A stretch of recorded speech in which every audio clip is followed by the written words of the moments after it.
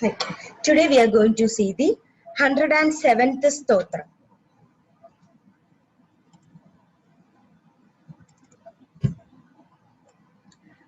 Shankha birnandagi chakri Shankha dhanva gadadaraga Radanga pani rakshobhya Sarva prakarana yudaga Shankha Brit. Shankha Brit means Shankha means the conch or the Shankha that Bhagavan Krishna in the avataram of Krishna used in the war of Mahabharata. So that Shankh is called Panjajanya Shankh. So Vishnu Bhagavan has one hand Shankh that is called Panjajanya, and on the other hand he has the Sudarshana Chakra. So the divine conch where he declares, Bhagavan declares when to start any war and when to end. It is all decided by the conch, and that is called Shankh. And Bhagavan is born for all the human to follow the dharma. So we are all born with the 5 sense organs. So in our mind, we have the ego that comes in front, which becomes a hindrance to reach the Bhagavan. So the Shastras declares that the conch which is on the hand, divine hand of Bhagavan, Sri Narayana, it will help us reduce the ego that we have. So that ego is called ahankara, and that is making us not following the dharma, because whenever we think of the ego, why should I, when should I, how could I, so that all ends with I, me, myself. So that ahankara tattva, that should be destroyed. So this is the war. It is not the Mahabharata war that is happening now.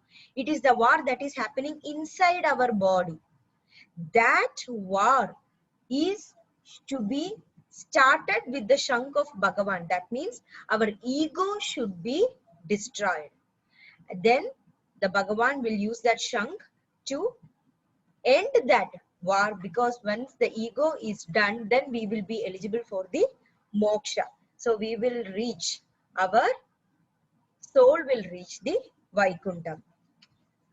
So Bhagavan is actually using the conch as a sport, where he is using it as a samhankara. Tamasahankara. Tamasa means late. Ahankara means ego. So Tamasahankara means the 5 elements. When we are born, the 5 sense, that is the eyes, ear, nose and skin and our mouth, all these need to be used in the form of, in the path of dharma. So once we are deviating from this, then Bhagavan is using his conch to remind us that we should not deviate from the path of dharma. That's why Bhagavan is called Shankhabir. So he is responsible for the Panjajanya Shankh, to when to start and end. Nandagi. Nandagi means Bhagavan is having 4 hands, where one hand he is having Shankar, other hand he is having Sudarshana Chakra. On the one of the hand he is having a sword. So Bhagavan's sword is called Nandaga. So that Nandaga is used to illuminate our knowledge. So we all gain intellectual through our different stages of life. So with the help of Bhagavan's Nandaga's word, he is giving us Vidya. When we have proper Vidya, we will be able to think and take the actions in a proper way. So that's why Bhagavan has the power to use his sword called Nandaga. That's why he is called Nandagi. And it also indicates that Bhagavan is the power who can hold and wield the Nandaga sword. And Bhagavan will bless us with the bliss, supreme bliss, ultimate bliss, that where we can stay in Vaikuntham with no other further janmas to be taken. So Bhagavan's sacred hand has that sword, which also represents the spiritual knowledge, that is the Vidya Tattva. So Bhagavan's Shankh denotes the Ahankara Tattva, and Bhagavan's sword, Nandaga sword, denotes the Vidya Tattva, where the seeker or the true devotee destroys all his ignorance and start accepting the knowledge, where he will be capable of taking actions, proper actions according to the dharma. That's why Bhagavan is called Nandagi. Next one is Chakri. Bhagavan's one hand, he has Sudarshana Chakra. That's why Bhagavan is called Chakri. And it is also said that the chakra means it is giving us proper vision towards the life, towards the path. And it is the divine source that represents the human mind. That's why Bhagavan stands for the Rajasa Hankara. When he is using the Shankh, he is denoted as Tamasa Hankara, and when he is use the Chakri, Bhagavan is called Rajasa Hankara, where all the Indriyas, that is inside our mind, Indriyas denotes the emotions that comes from the mind, and it also have all the sensitive emotions that we carry out, which we have to take in a proper way. Otherwise, we deviate from the path of dharma. When we have all these vasana, like ego or anger or sadness or anxiety, or we have like we are jealous of something. So when these vasanas comes out, we try not to think in a proper way. So these vasanas will overtake every emotions and we will deviate from the path of dharma. So we all recite the sloka or we all do these namas so that we have proper control over our emotions. So since Bhagavan is having Sudarshana Chakra, he is called Chakri. The next one is Shanga Dhanwa. Shanga Dhanwa means Bhagavan has a bow that is called Saranga. Bhagavan has the Saranga bow, where it is represents that has the capability to destroy the ego that we have, which is starting from our sense organs. So the Ahankara Tattva is destroyed by this Saranga. So we have the Shankh, we have the Sudarshana Chakra, as well as we have the Saranga. These all control our emotions. So Bhagavan is helping us. So that's why when you keep on doing namas, what happens? We try not to think of anything else. So at that point of time, we are focusing on the namas. So we are not making our mind deviating to unnecessary thoughts that is coming in our mind. So Bhagavan has all these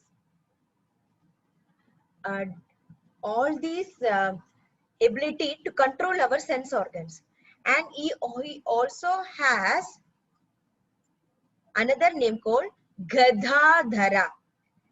Gada means the mace. So Bhagavan has, in one of the hand, he has the mace. That is called the Kaumodagi. That mace is called Kaumodagi, where Bhagavan is spreading the beauty and joy to all the devotees who is truly dedicated to Bhagavan. So it represents the intellect in man.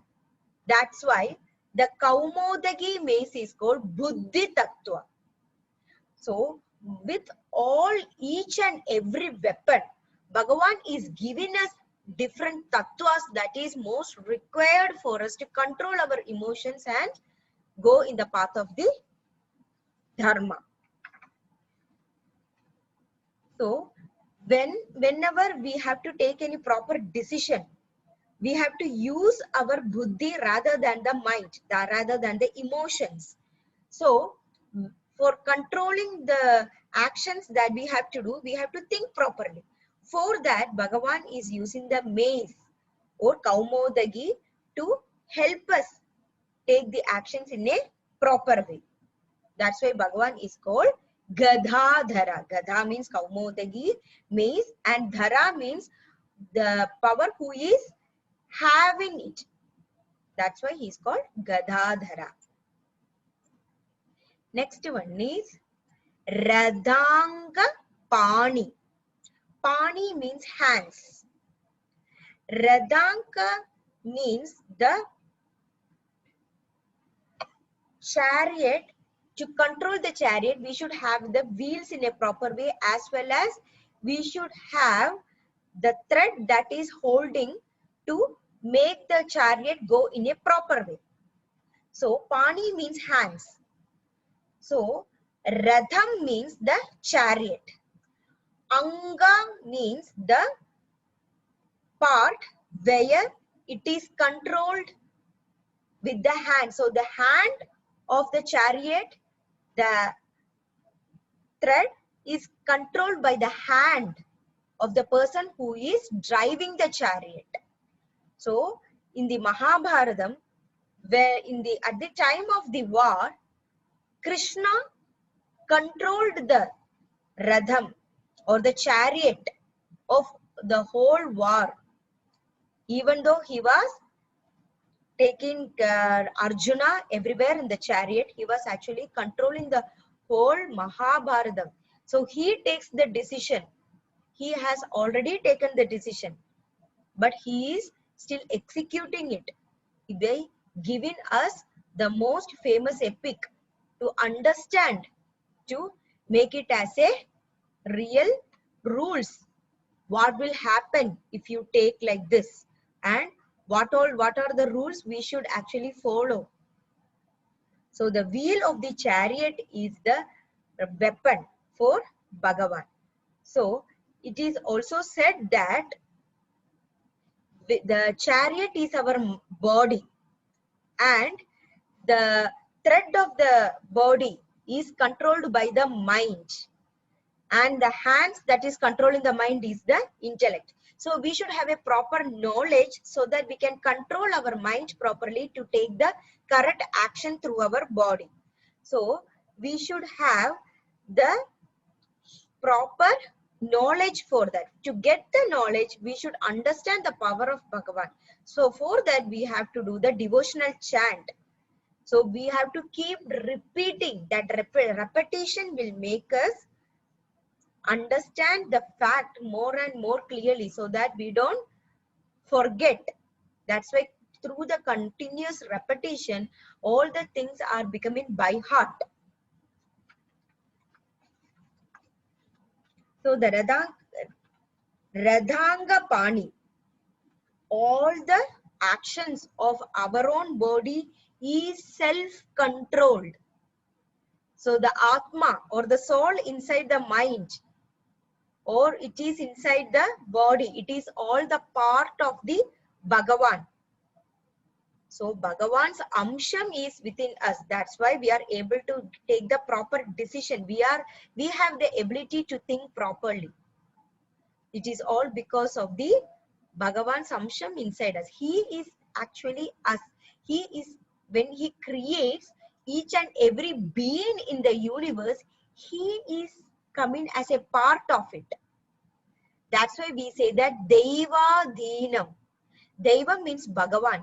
Adhinam means we are under his control. Adhinam. Next one is Akshobhya. Akshobhya means, Shobhya means angry. And Akshobhya means getting angry or getting upset. What happens? We have a proper way of viewing things. When things doesn't go in our way, we get upset. We get angry. So what happens? The next step, the decision cannot be taken by us properly until we calm down.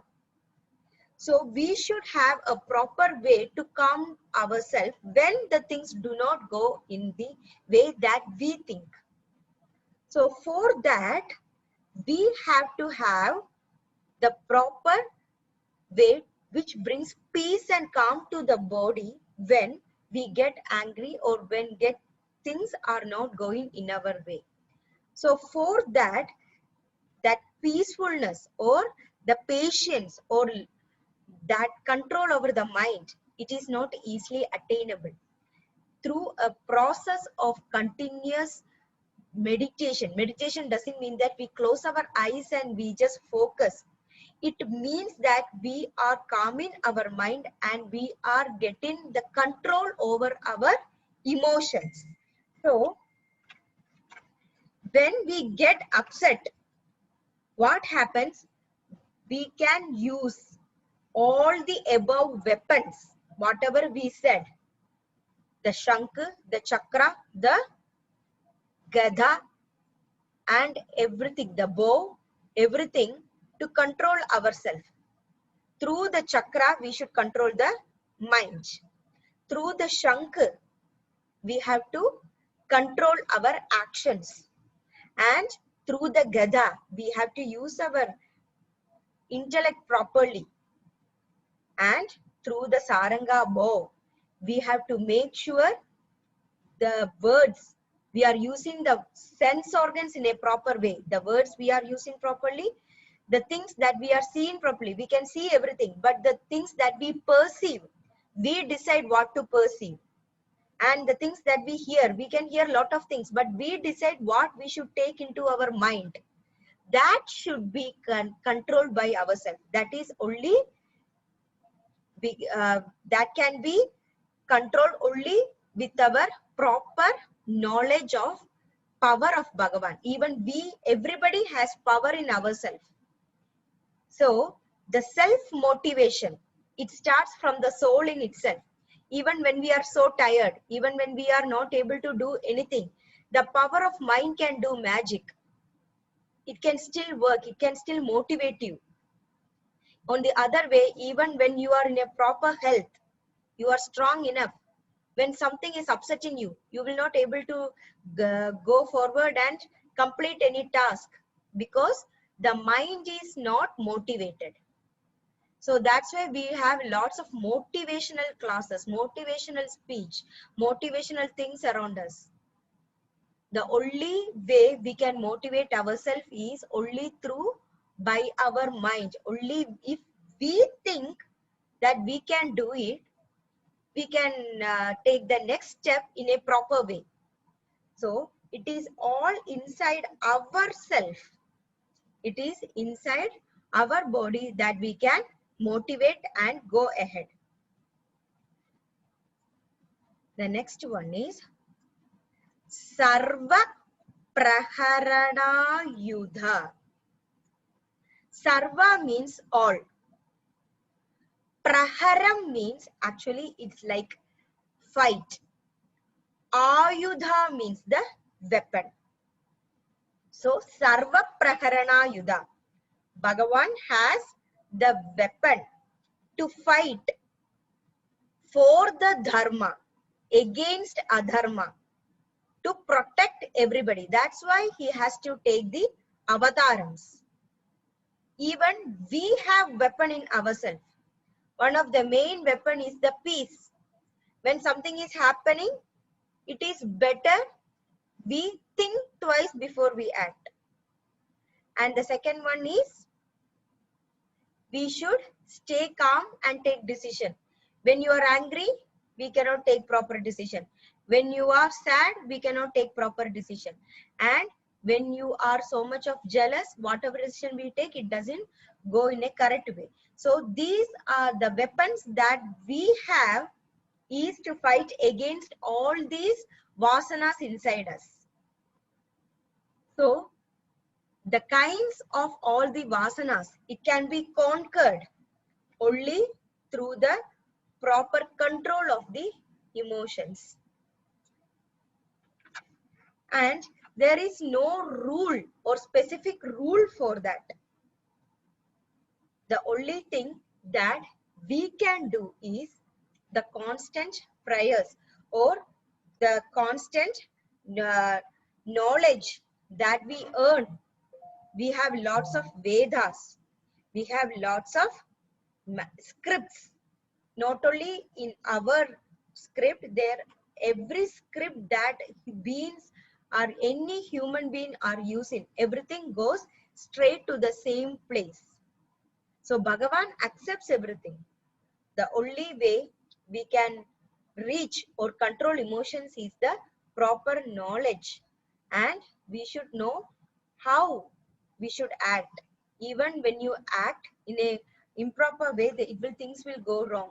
So it is our main idea of how we can control our emotions. So these are the few ways. One is chanting.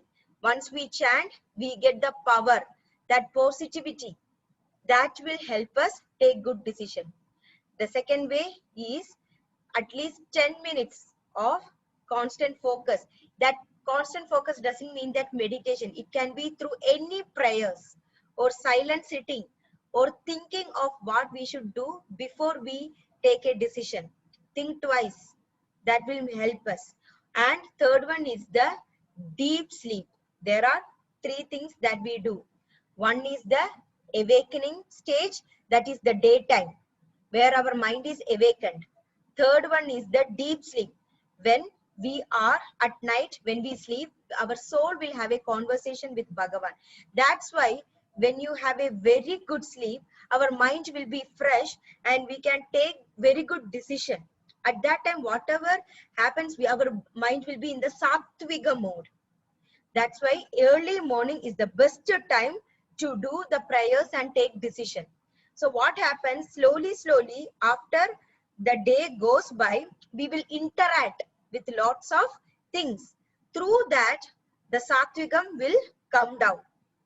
All the other qualities will come and mix up. And towards the end of the day, that time we will be fully mixed up and we will be tired. So the morning is the best time because we have been awakened from the deep sleep. That is the time our mind, body and everything have taken proper rest, and our soul, without us knowing, it has been in a conversation with the Bhagavan. It comes back. That's why we have a power to take decisions. We know that. We always say that I know what I am doing. It is not I, it is the soul inside that is helping you to do things. That divinity is coming because we have the Amsham of Bhagavan. When Bhagavan creates everybody, he is himself, he is coming here. The only thing, we are slowly losing our Sattvigam because of all our other vasanas. Anger, ego, jealous and sadness and all the things are coming up, and all the Maya. We are all in the world of Maya. We think that what we see is the happiness. That is not the ultimate bliss. The ultimate bliss is only when we feel that the things around us is not permanent. They are all temporary. The only permanent thing is the soul inside us. Whatever we have, whatever relationship we have, that is not permanent. It is only for this Janma. The next Janma comes, even the body, we are leaving it here, only the soul goes by. So that's why until we realize that truth, we keep on taking janmas. And when we truly understand the power of our soul, we directly gets the moksha and goes to the Vaikuntha. And we will be reaching the 1000th Namam of Bhagavan. So we have seen Shankabrit, Nandagi, Chakri, Shangadhanva, Gadadhara, Radangapani, Akshobhya, Sarva Prakarana Yuddha. So the last 107th sloka is Shankhabirnandagi Chakri Shangadhanva Gadadharaga Radhankapani Rakshobhya Sarva Prakarana Yuddha.